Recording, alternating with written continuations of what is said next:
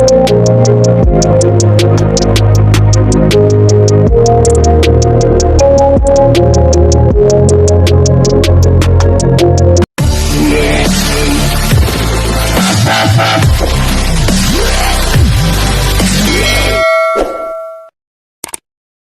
yan, good day mga kabasyang, welcome sa akin channel. So sa video na to, nahirapan ako magpalit ng ng brake piston cylinder.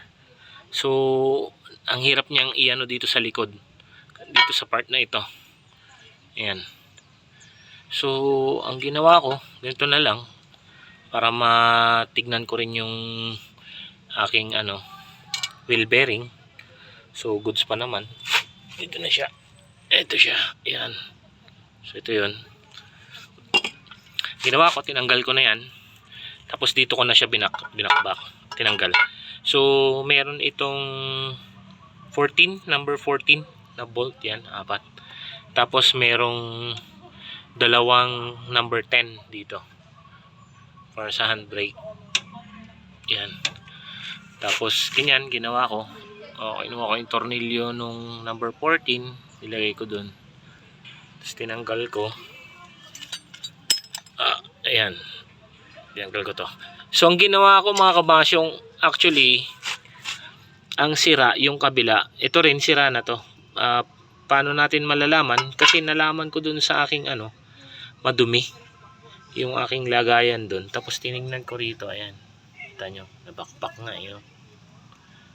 So this was 2019 ko pa na to, puro lang ako adjust, check, pero hindi ko siya natanggal ng buo. Pero okay pa siya na ito nung 2019. So yan, ito yung ipapalit natin, red line, yan, red line, yan din yung sa aking clutch, okay naman siya na brand.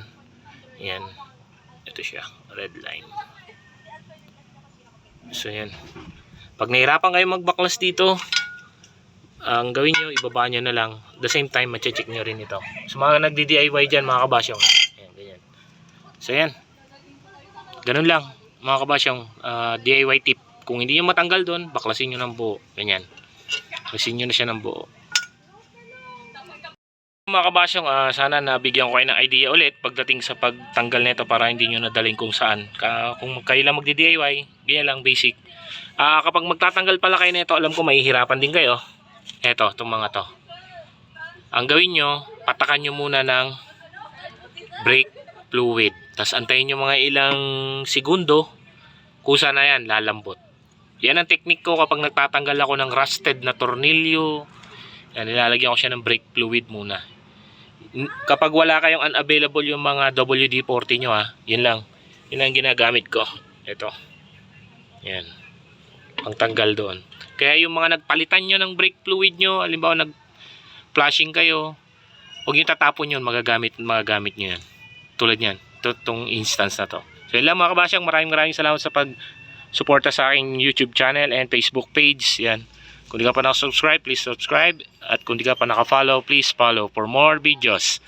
Yun lang po, maraming salamat. God bless.